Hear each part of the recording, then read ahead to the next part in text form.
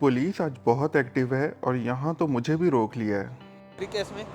Brief case में भी कपड़ा है।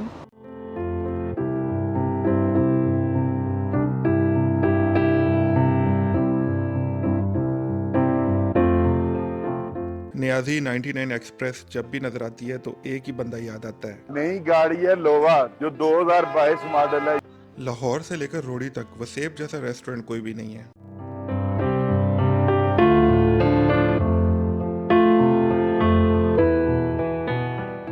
ये आई डोंट नो क्या सोच कर चलाई जा रहा है, सारा वेट एक तरफ टिल्ट हुआ है। तो अभी इस ट्रिप की सबसे इम्पोर्टेंट बात मैं आपको बताने लगा हूँ। इनके गाजर के हलवे की बहुत तारीफ सुनी है, चेक करते हैं। गन्ना ही गन्ना है, गन्ना ही गन्ना है, ऑल द वे गन्ना ही गन्ना है। गाड़ी जो है इसके ऊपर अभी तक पाकिस्तान के तकरीबन कुछ 14 ज़िलों की मट्टी पड़ चुकी है। सिटी जो है वो कराची सिटी में पाकिस्तान के तकरीबन 16 ज़िलों की मट्टी अपने ऊपर लेकर पहुंच चुकी है।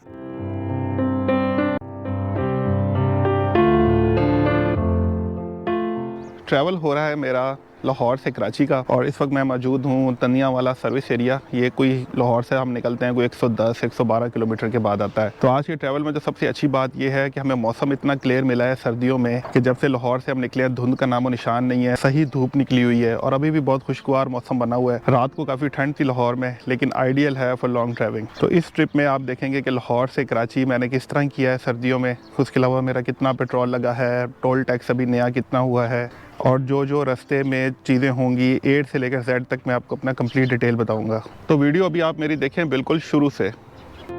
अकॉर्डिंग टू गूगल मैप ये मुझे बता रहा है कुछ 14 घंटे और 22 मिनट की ड्राइव विद 1191 किलोमीटर, लेकिन गूगल मैप के मुताबिक बस हमने चलते ही जाना है तो चलते ही जाना है। तो स्टैंडर्ड जो है वो लाहौर से कराची कुछ 16 घंटे का टाइम है। लिविंग टाइम इस वक्त हो रहा है 10:21। फ्यूल टैंक मेरा ऑलमोस्ट फुल है। लास्ट नाइट मैंने टैंक फुल करवाया है तो उस पर सिर्फ 40 किलोमीटर गाड़ी चली है।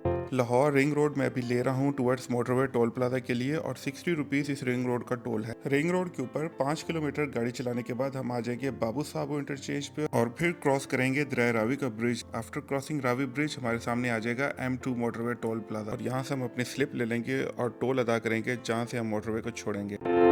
टोल प्लाजा के बाद हम 1 से 2 किलोमीटर इसी M2 पे ट्रैवल करेंगे और फिर फॉलो करेंगे कराची, मुल्तान और सक्खर के इशारों को। इसी लाइन में ही चलते चलते सामने फ्लाईओवर से M3 लाहौर अब्दुल हकीम मोटरवे स्टार्ट होती है। ये 6 लाइन की मोटरवे है, यानी कि 3 लाइन जाने की और 3 लाइन आने की। इसके साथ साथ इस मोटरवे के ऊपर 3 काफी बड़े सर्विस एरिया जिनको मैं आगे दिखाऊंगा और 4 छोटे रेस्ट एरिया दिए गए हैं। लेंथ इस मोटरवे की टोटल कुछ 230 किलोमीटर के आसपास है, और जिस पर्टिकुलर पॉइंट पर आकर ये मोटरवे M4 से मिल जाती है उसको कहते हैं दारखाना। मोटरवे पर आते सारी ये सबसे पहले इशारे आते हैं कि मुल्तान 327, सक्खर 766 और कराची 1146 किलोमीटर है। लाहौर से कोई 48 किलोमीटर ट्रैवल करने के बाद सबसे पहला सर्विस एरिया आता है जिसका नाम है ननकाना सब सर्विस एरिया। यहाँ पर मैं रुकूंगा नहीं, मैं आगे किसी सर्विस एरिया में रुकूंगा। इस मोटरवे के जो 3 बड़े सर्विस एरियाज हैं वो हैं बिल्कुल वैसे एक जैसे ही, लेकिन अंदर कुछ स्टॉल्स का और कुछ होटल्स का फर्क है। अदरवाइज जो मोटरवे पे स्टाइल है वो एक ही है। दोस्तों ये अभी हम पहुंच रहे हैं दूसरे सर्विस एरिया पे, और इसका नाम है तनिया वाला सर्विस एरिया, और ये लाहौर से तकरीबन कोई 111 किलोमीटर हम ट्रैवल कर चुके हैं। टाइम हो रहा है इस वक्त 11:40, तो तकरीबन हमें कोई 1 घंटा और 20 मिनट लगे हैं यहाँ पहुँचते पहुँचते। इस मोटरवे के जो तीनों सर्विस एरिया हैं वो तकरीबन एक जैसे हैं और काफ़ी बड़े इन्होंने बनाए हुए हैं फ्यूचर को देख के कि जब इस मोटरवे पे कभी कोई बहुत ज़्यादा ट्रैफिक हो जाएगी तो पार्किंग का कोई मसला ना हो। एक तरफ गाड़ियों की पार्किंग है और दूसरी तरफ लंबे ट्रालों की भी इन्होंने पार्किंग अलग से दी हुई है। दौरान सफर न्याजी 99 एक्सप्रेस नजर आ गई है, और जब भी ये कोच नजर आती है मुझे एक शख्स ही याद आता है। अस्सलाम वालेकुम भाईजान, ये हमारी आपको मैं दिखाता हूँ नई गाड़ी है लोवा जो 2022 मॉडल है। ये गाड़ी माशाल्लाह हम कम से कम कोशिश तो होती है 3 साल हम इसको चलाएं अपने मेन रूटों पर जो हमारे मोटरवे पर चलते हैं। लेकिन जो आजकल हालात है पाकिस्तान के, कितनी महंगाई हो गई है, कितनी महंगी ये गाड़ी हो गई है। अब्दुल हकीम इंटरचेंज पर अभी हम पहुंच रहे हैं, और यहाँ पर M4 जो कि पिंडी भटियां फैसलाबाद से आ रही है आकर M3 से मिल जाती है। तो यहाँ से फिर 2 लाइन की मोटरवे ही मुल्तान की तरफ जाती है। थोड़ा सा रश यहाँ से मुल्तान तक मोटरवे पे बढ़ जाता है, लेकिन कोई इतना ज़्यादा नहीं होता कि बार बार जो है स्पीड टूटे। ये होता है कि कोई 3-4 दफ़ा ट्रकों की जब ओवरटेकिंग हो रही होती है तो स्पीड टूटती है, अदरवाइज 120 पर गाड़ी आराम से क्रूज करती है। और मुल्तान यहाँ से कुछ 94 किलोमीटर है। मुल्तान अभी हम पहुंच गए हैं और मुल्तान की दूसरी इंटरचेंज शाह शम्स तब्रेज़ इंटरचेंज से मैं मोटरवे को छोड़ूंगा और आऊंगा नीचे वसेब रेस्टोरेंट के लिए। यहाँ पर आकर हम अपना टोल भी अदा करेंगे बिकॉज हम मोटरवे को छोड़े हैं। तो टाइम इस वक्त हो रहा है 2:16। तो 1300 हमारा टोल बना है लाहौर से लेकर यहाँ शाह शम्स तक। 60 रुपये पहले दे चुके हैं। टोटल टोल हो चुका है 1360 रुपये। टोल से निकलने के बाद ये नीचे नेशनल हाईवे है। नेशनल हाईवे पे हम तकरीबन कुछ 700-800 मीटर आगे जाएंगे तो आ जाएगा ये वाला हेस्कोल का पेट्रोल पंप और इसके बिल्कुल साथ ही है वसेब रेस्टोरेंट। बहुत बड़ा पार्किंग एरिया है ये भी।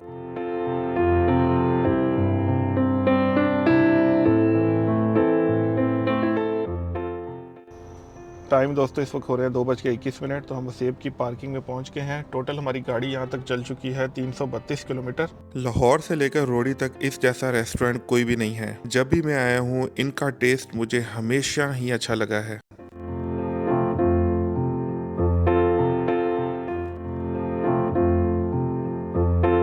वसेब से अभी निकलते हैं। टाइम हो रहा है 3:26। तो तकरीबन 1 घंटे से ऊपर हमारा यहाँ स्टॉप हो गया है। तो ये साथ ही हेस्कोल का पंप है। यहाँ से मैं अपना टैंक दोबारा टॉप अप करवाता हूँ। फ्यूल हाफ टैंक से नीचे आ चुका है। तो एक दफ़ा यहाँ से डलवाने के बाद मैं अगला टैंक जो कराची मुझे लेकर जाएगा वो या तो सखर से या फिर सखर खैरपुर के दरमियान डलवाऊंगा।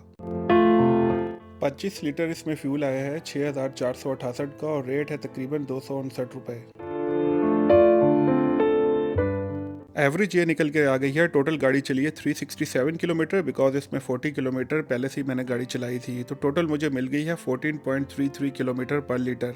ट्रैवल अगेन कंटिन्यू करेंगे M4 मोटरवे पे ही और 10-12 मिनट की ड्राइव के बाद हम आ जाएंगे मुल्तान सखर मोटरवे पर। यहाँ पर पहले टोल बूथ होते थे जो कि ख़त्म कर दिए गए हैं। अब सिर्फ ये रूल है कि जहाँ से मोटरवे की स्लिप ली है और जहाँ मोटरवे एंड हो रही है सिर्फ वहाँ ही टोल देना है। ऑफिशियली ये मोटरवे इस साइन बोर्ड से स्टार्ट होती है। एक दिक्कत हमारे साथ रहेगी और वो ये सूरज की दिक्कत है कि जब तक ये नीचे नहीं होगा हमारी आंखों में पड़ेगा क्योंकि हम सूरज के अगेंस्ट ट्रैवल करेंगे। सूरज ने अभी कुछ राहत बख्शी है तो इस मोटरवे के मैं फैक्ट्स आपको बताता चलूँ। 2020 में ये मोटरवे स्टार्ट हुई है और 3 लाइन जाने की और 3 लाइन आने की है। इस इलाके में ये मोटरवे गेम चेंजर साबित हुई है बिकॉज मुल्तान से सखर अगर हम नेशनल हाईवे पे अभी ट्रैवल करें तो 8 से 9 घंटे लग जाते हैं और ये मोटरवे हमें आराम से कुछ 3.5 घंटे या 3.25 घंटे में पहुंचा देती है। 390 किलोमीटर इस मोटरवे की लंबाई है और इसके ऊपर 5 बड़े सर्विस एरियाज आते हैं। पंजाब के 3 अजला मुल्तान, बहावलपुर, रहीम यार खान और सिंध के 2 अजला घोटकी और सखर से ये मोटरवे गुजरती है। इसके अलावा इस मोटरवे के सीधे हाथ पे दरिया सिंध है और दरिया सिंध की दूसरी तरफ देड़ा गाजी खान, राजनपुर,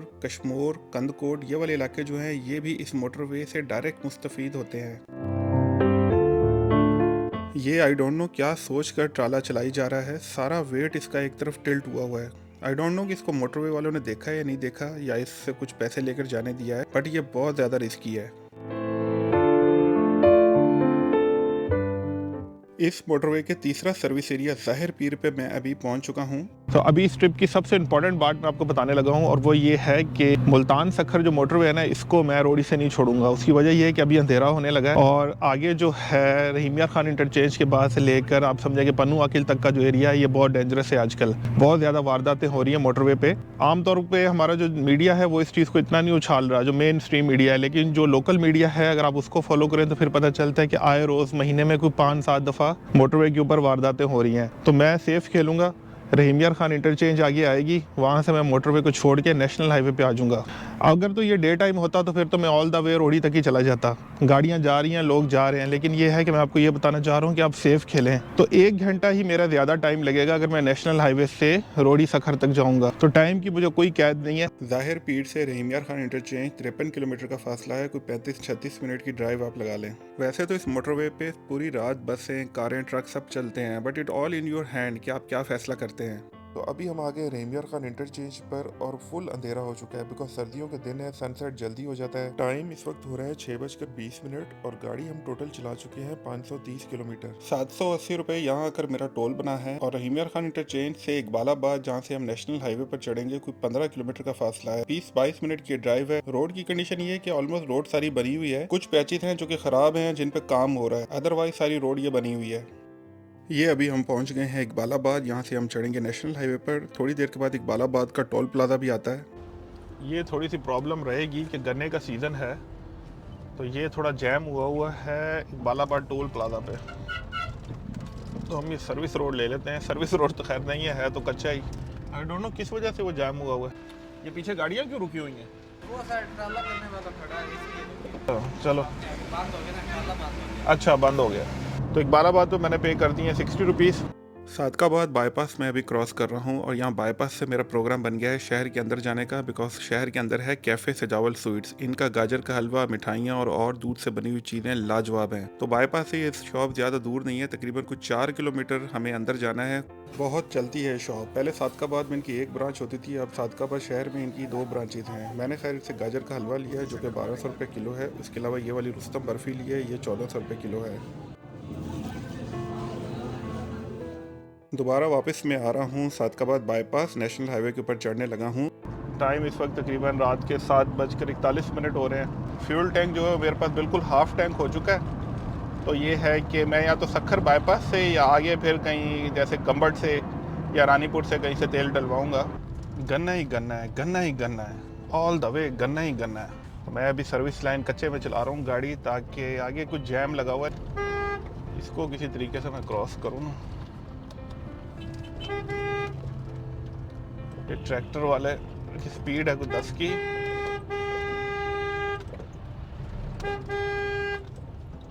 चलो जिसने रास्ता तो दिया है। ये तो दोनों लाइनें जैम लगी पड़ी हैं।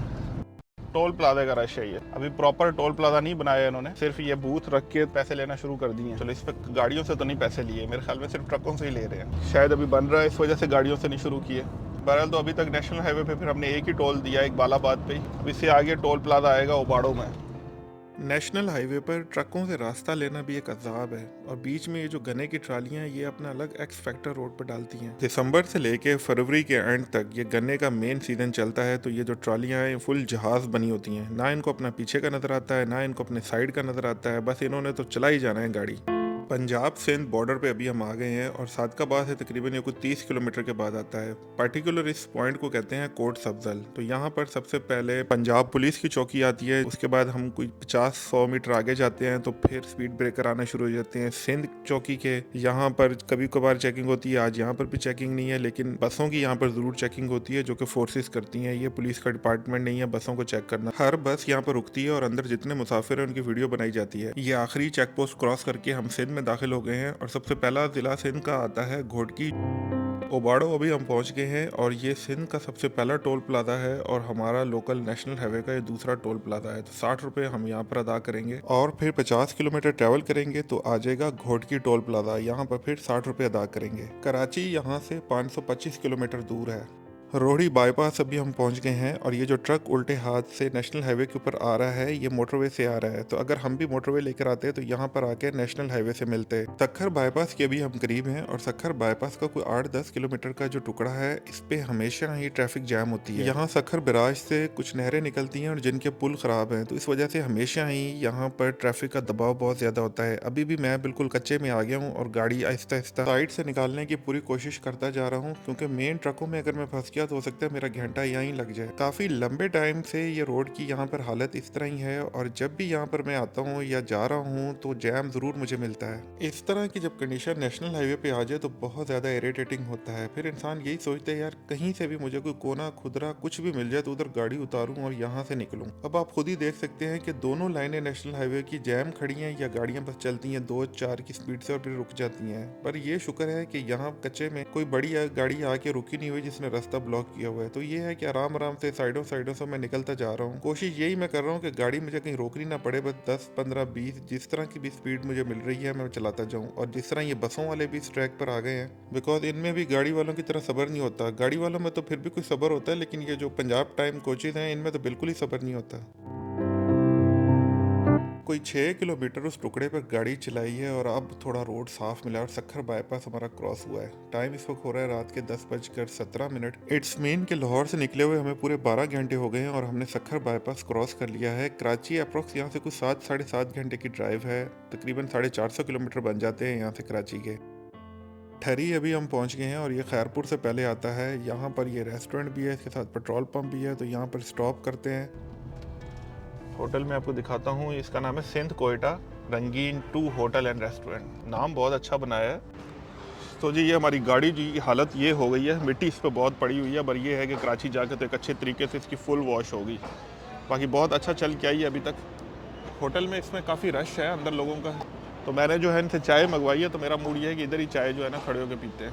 गाजर का हलवा निकाल लिया है जो कि लिया था सादकाबाद से, और सर्दियों में गाजर का हलवा और साथ में चाय, इस जैसी सौगात और कोई नहीं है। अभी हम यहाँ से निकलते हैं। इनकी चाय जो है ना वो बहुत ही मज़े की चाय है। तो अभी इसके साथ बिल्कुल पेट्रोल पंप है, तो अपना टैंक भी यहाँ से मैं फुल करवाता हूँ ताकि आराम से भी कराची पहुँच जाऊँगा। यार सर्दी इतनी तो नहीं है जितना तुमने लपेटा हुआ है अपने। ये टैंक हमारा फुल हुआ है 7490 का और 29 लीटर इसमें फ्यूल आया है। तो इस टैंक ने मुझे ये एवरेज दी है 14.75 किलोमीटर पर लीटर। ये भी एक अच्छी एवरेज है। तकरीबन टाइम हो रहा है 11:10। तो अभी कोशिश ये है कि थोड़ा सफ़र में खींचूँ, स्टॉप थोड़ा कम करूँ। बसों पे बसें वैसे भी लगी हुई हैं, बिकॉज ये जो पंजाब टाइम है इनका ये होता है कि ये शाम को निकलती हैं साउथ पंजाब से, जैसे रहीम यार खान, भावलपुर, मुल्तान, और इन्होंने अगले दिन सुबह सुबह कराची पहुंचना होता है। तो इनका भी मुझे पूरा रास्ता कराची तक बहुत रश मिल रहा है। कल दोपहर में जैसे जो गाड़ियाँ लाहौर से निकली होंगी वो गाड़ियाँ आज सुबह सुबह पहुँचेंगी। तो जिस टाइम पे मेरी कराची एंट्री होनी है ना, तो ये टाइम पीक बसों का टाइम होता है कराची में दाखिल होने का। अभी मेरे पीछे भी बसें लगी हुई हैं, ये आगे भी मेरी बस जा रही है ट्रकों से आगे। बाकी ट्राले वालों से तो रास्ता लेना ना दुनिया का सबसे मुश्किल काम है, और ख़ास तौर पे जो ट्रैफिक कराची की तरफ जा रही होती है ना, ये ट्राले 50% ट्राला खाली जा रहा होता है। तो जब खाली गाड़ी होती है ना, तो फिर ये भी नहीं परवाह करते, ये भी कटिंग पे कटिंग करते हैं। जब ये लोड गाड़ियाँ होती हैं तो बड़े तरीके से आराम से चला रहे होते हैं, क्योंकि उनको पता है थोड़ी सी भी हमने गाड़ी को हिलाया तो एक कल्टी खा जाएगी। लेकिन क्या होता है कि जो कराची की तरफ हम जाते हैं ना, तो 50% जो खाली है ना, तो फिर ये ना रास्ता देंगे और फुल अपनी स्पीड मारेंगे, 70-80 भी ये चला रहे होंगे। रानीपुर टोल प्लाजा भी हम पहुंच गए हैं। टोटल गाड़ी हमारी चल चुकी है 812 किलोमीटर। टाइम हो रहा है इस वक्त पूरे रात के 12 बजे। टोल प्लाजा से जैसे ही मैं निकला हूं तो पुलिस आज बहुत एक्टिव है, और यहां तो मुझे भी रोक लिया है इन्होंने। गाड़ी साइड पे खड़ी करने का इशारा किया है। अस्सलाम वालेकुम। हाँ जी। आरफ नहीं सांगड़ सांगड़ छाता ना हो वेपन वगैरह ना वेपन कुछ को ना गाना वापसी है सखर में। ये चेक कराई दो हाँ भले भले चेक करो।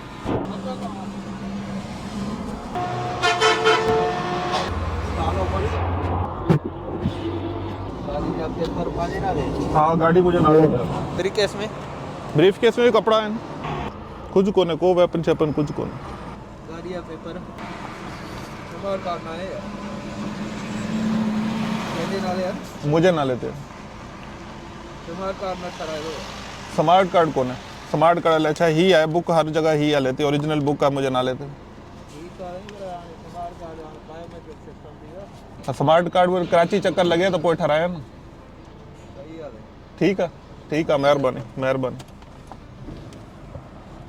चलें जी, जान छूटी। पूरी गाड़ी इसने मेरी A to लेके Z तक चेक की है। इसको ये था कि कोई वेपन कोई मिल जाए, कागज़ भी सारे पूरे थे, NIC था, ड्राइविंग लाइसेंस वगैरह, तभी इसने मुझे जाने दिया। काजी अहमद टोल प्लाजा भी हम पहुंच गए हैं। ये टोल अभी रिसेंटली कुछ 4-5 महीने पहले इन्होंने बनाया। कादी अहमद शहर अभी हम पहुंच गए हैं, और कादी अहमद शहर का भी बाईपास है, लेकिन रात के टाइम पे मैं रेकमेंड करूंगा कि आप शहर के अंदर से ही चले जाएं, क्योंकि जो लोकल दुकानें तो सारी बंद है। तो शहर के अंदर से बंदा निकलता जाए 70-80 की स्पीड से निकलता रहता है। काजी अहमद से हैदराबाद जाने का एक ऑप्शन यहाँ से इंडस हाईवे का भी है, लेकिन मैं रेफर करूँगा कि अगर रात का वक्त है तो नेशनल हाईवे ठीक है। सईदाबाद टोल प्लाजा दोस्तों भी हम पहुंच चुके हैं, और देखते हैं इस टोल के बाद पुलिस खड़ी है नहीं, या अक्सर पुलिस रात को खड़ी होती है। यहाँ पुलिस का नाका नहीं लगा हुआ। आज जो नाका मुझे मिला है ना, वो रानीपुर में मिला है। ये आगे कुछ हुआ है बड़ा ख़तरनाक, और ये एक्सीडेंट हुआ है ट्राले का, लगता है ताज़ा ही एक्सीडेंट हुआ है। मुझे इसका फेस नज़र आया और बिल्कुल मुड़ा हुआ है। ओह, ये जाके ना दरख्त में लगा है। ये जो मेरे आगे बिल्कुल एक टाइम जा रहा है, ये जनाब लाहौर से कराची इसके ऊपर लिखा हुआ है। ये भी फुल स्पीड में चला रहा है, मैं भी 100 पे हूँ, ये भी 100 पे है। अब इसको क्रॉस करना है, मैंने डिम्पर तो दे रहा हूँ इसको मैं, लेकिन रास्ता चलो दे दिया है इसने। ये शरीफ ड्राइवर है ये, वरना ये बस वाले रास्ता नहीं देते। हैदराबाद बाईपास अभी मैं क्रॉस कर रहा हूँ। टाइम इस वक्त हो रहा है 3:40। तो कुछ 17 घंटे और 20 मिनटों में मैं लाहौर से यहाँ हैदराबाद बाईपास पहुँच गया हूँ। काफ़ी बड़ा हैदराबाद का बाईपास है, तकरीबन 15 किलोमीटर बन जाते हैं। इसके बाद मैं आ जाऊँगा दरिया सिंध पे। दरिया सिंध का पुल क्रॉस करेंगे और फिर आ जाएगा हमारे पास जामशोरो टोल प्लाजा। यहाँ पर फिर हम 60 रुपये अदा करेंगे। जामशोरो टोल प्लाजा से तकरीबन 3-4 किलोमीटर हम आगे आएंगे तो ये रेस्टोरेंट आ जाता है सुपर मदीना। काफ़ी अच्छा और बेहतरीन होटल है ये। इसके फ़ौरन बाद आता है M9 मोटरवे का टोल प्लाजा। तो टोल प्लाजा से पहले यहाँ रुकते हैं, थोड़ा फ्रेश होते हैं। जब से हम खैरपुर ठरी से निकले हैं उसके बाद से यहाँ पर ही स्टॉप कर रहे हैं। पूरा रास्ता जो है वो कंटिन्यू गाड़ी चलाई है। गाड़ी हमारी अभी तक बड़ी ज़बरदस्त राइड करके आई है और अभी तक गाड़ी के ऊपर तकरीबन पाकिस्तान के 14 ज़िलों की मट्टी तो पड़ चुकी है।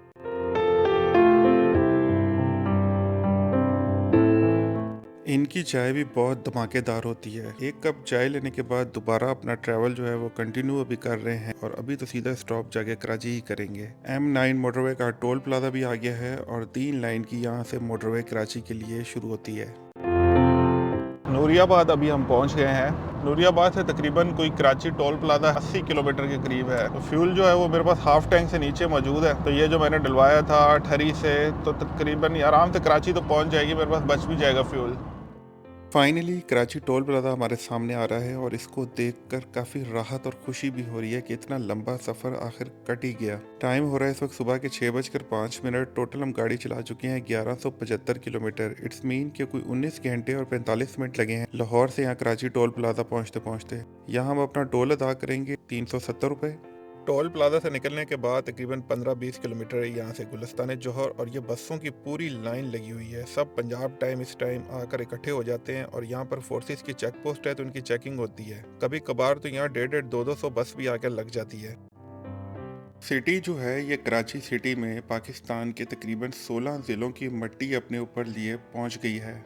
टैंक दोबारा भी टॉपअप कर रहा हूँ फॉर एवरेज के लिए। तो 30.58 लीटर पेट्रोल आया है 7,920 का। इस टैंक पे गाड़ी चली है 455 किलोमीटर, तो एवरेज बनी है 14.87 किलोमीटर पर litre. At the end total trip की समरी अभी हम देख लेते हैं। Total mileage 1190 kilometre, total fuel consumption 84 litre, total fuel cost 22,010 रुपये, टोटल टोल टैक्स 2990 रुपये। तो इस तरह हमारा ग्रैंड टोटल बना 25,000 का।